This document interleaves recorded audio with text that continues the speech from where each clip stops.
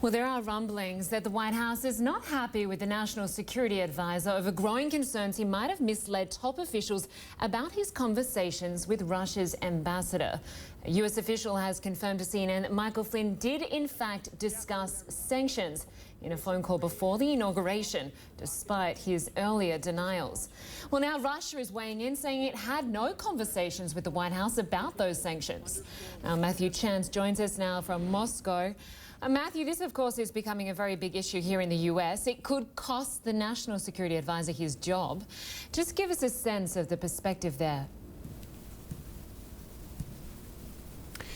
Well, I think there's some degree of confusion here in Moscow about what's actually taking place. Certainly, the Kremlin have categorically denied that any discussions have taken place about sanctions. They acknowledge that the conversation between Michael Flynn, Trump's national security advisor, and Sergei Kislyak, who's their ambassador to Washington, actually took place in December before President Trump was inaugurated.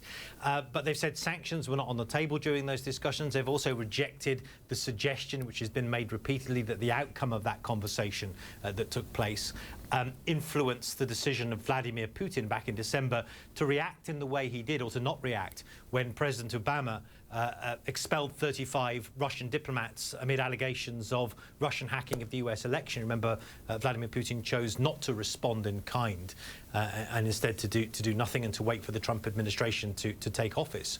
And so they're categorically rejecting sort of any of that. But I think the message that this controversy is sending to the Kremlin is that despite all the promises, despite all the campaign pledges on the part of the Trump campaign to build bridges with Russia, you know, to forge a new détente with the country, wouldn't it be great to get along, is one of the outstanding remarks of Trump's campaign when it comes to Russia. Despite all those pledges, it's going to be very difficult for the Trump administration to follow through and to actually improve the relationship significantly between Washington and Moscow.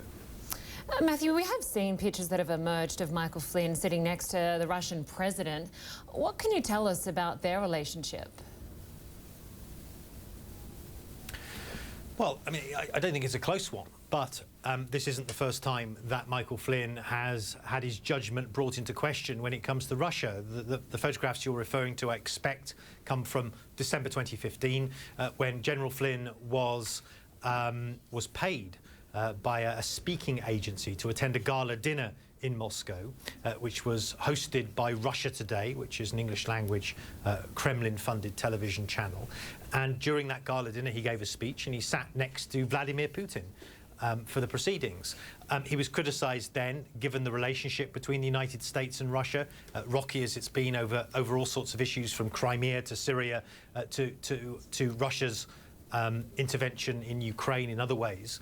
And of course, he's been criticised again for these alleged conversations that took place about sanctions and the possible lifting of them. It's possible, of course, that Sergei Kislyak and Michael Flynn didn't tell, you know, their respective bosses what they were actually discussing, because again, the Kremlin say that from their conversations with their ambassador, the issue of sanctions was not discussed. All right, Matthew Chance in Moscow, thank you very much.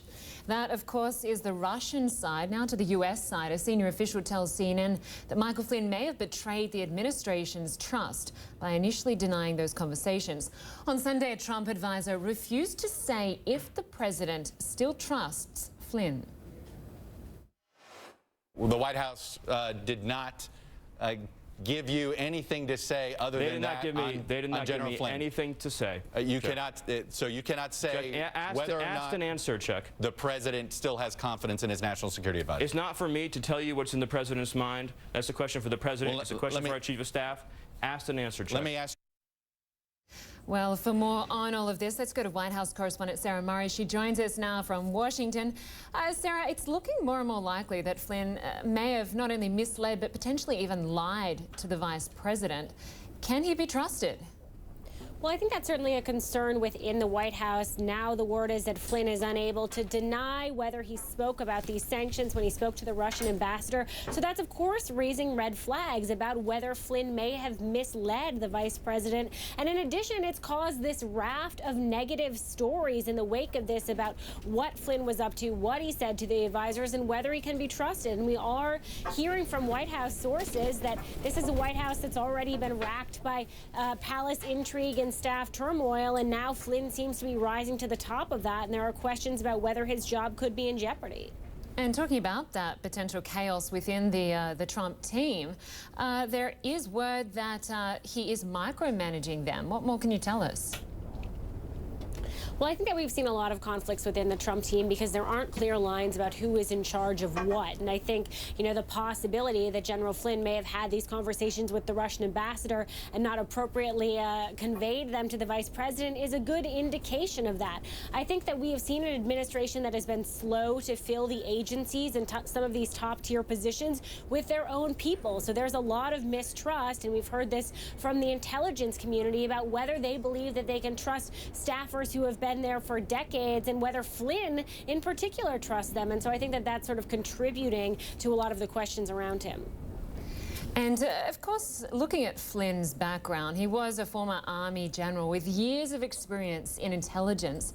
Surely he would have known that conversations with Russian officials would be recorded. Why would he jeopardize his career?